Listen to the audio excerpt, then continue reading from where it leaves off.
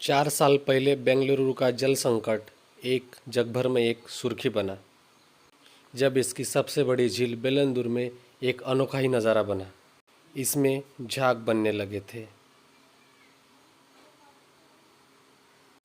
कभी यह शहर अपनी 1000 झीलों के लिए मशहूर था, लेकिन उसके लिए ये घटना बड़ी चेतावनी थी। बेलंदनु झील दक्षिणी पिनाकी नदी से जुड़ी कई झीलों में से एक झील है। ये बेंगलुरु के सबसे बड़ी झीलों में से एक झील है। झील में कारखानों से निकला हुआ गंदा पानी आता है। इससे झील और आसपास का परिसर प्रदूषित हो रहा है। शहर का 40% कचरा बेलंदुर झील में ही आता है। मतलब 50 करोड़ लीटर गंदगी हर रोज इसमें समाती है।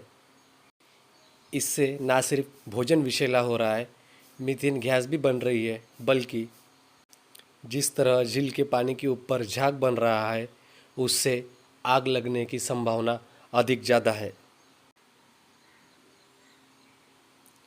पिछले 4 दशकों में बेंगलुरु अपनी 80% झीलें गंवा चुका है। इसीलिए आम लोग अपनी आसपास के झीलों में जान फूंकने के लिए लगे हुए हैं। कोई झील अगर मर रही है तो उसके लिए कहीं ना कहीं रिस्पॉन्सिबल हम लोग भी हैं। झीलों के लिए काम करने वाली उषा राजगोपालन को इन झीलों में जान फूंकने के लिए 10 साल लगे। उन्होंने अपने शहर प्रशासन के सामने झीलों को बचाने के लिए गुहार लगाई।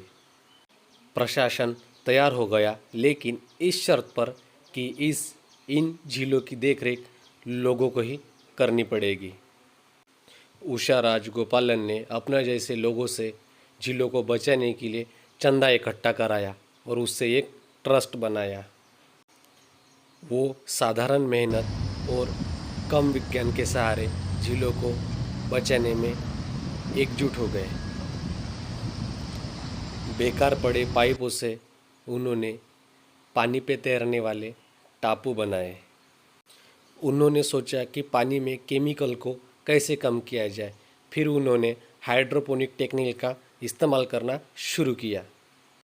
जैसे कि हाइड्रोपोनिक टेक्निक में पानी में पौधों को लगाया जाता है और वो पानी में से केमिकल्स या जो भी फर्टिलाइज़र हम डालते हैं वो उसे सोख लेते हैं। सेम उसी तरह उन्होंने वो झीलों में पाइपों में प्लांट लगाए और वो झील में जो केमिकल मौजूद थे वो केमिकल वो प्लांट सोखने लगे। इससे हरियाली भी बढ़ रही है और प्रकृति का ऑक्सीजन भी। इन टापुओं को बनाने के 6 महीने बाद ये एहसास होने लगा कि झीलें साफ़ हो रही है। वहाँ पे दूर दूर से पंछी आ रहे हैं, वहाँ पे पानी में बत्तख दिखाई दे रहे हैं, मछलियाँ दिखाई दे रही है। बेंगलुरु समतल से 3000 फुट ऊंचाई पर है और यहाँ पे शुरू से ही इस सिटी में झीलें रही है। इन झीलों को उसी समय बनाया गया जब ये शहर बनाया गया, क्योंकि बेंगलुरु में कोई ऐसी नदी नहीं थी जिसमें हमेशा पानी रहता हो। शुरुआती दिनों में पानी का मुख्य स्रोत बेंगलुरु में सिर्फ झीलें ही थी। बेंगलुरु में आखिरी बनने वाली झील सैंक्टीटैंकी थी, जिसे 1890 के दशक में बनाया गया था। तब कहा गया कि जगह कम पड़ रही है और झील बनाने के लिए बेंगलुरु में अभी जगह नहीं है। आखिर में ये हुआ कि पूरे सिटी में पानी के लिए पाइपलाइनें बिछाई गई और पाइपों से पानी आता गया। फिर क्या था, पानी के लिए झीलों की ज़रूरत नहीं पड़ी और झीलें लावारिस पड़ती गई। झीलों का इकोसिस्टम खराब होने लगा, उनका जैविक महत्व भी कम होने लगा और 90 के दशक में दक्षिणी बेंगलुरु सिलिकॉन वैली में तब्दील होने लगा।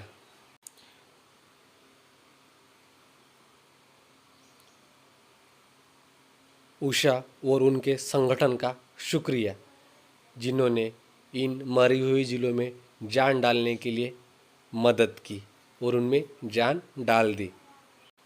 बेंगलुरु का जो वैभव गया हुआ था वो वैभव उन्होंने वापस लाया। इन झीलों से पानी का जल स्तर भी बढ़ रहा है और उससे लोगों को सिंचाई के लिए भी मदद हो रही है और इससे प्रकृति का इकोसिस्टम भी बना रहता है। अगर इंसान चाहे तो कुछ भी कर सकता है और कुछ भी असंभव नहीं है।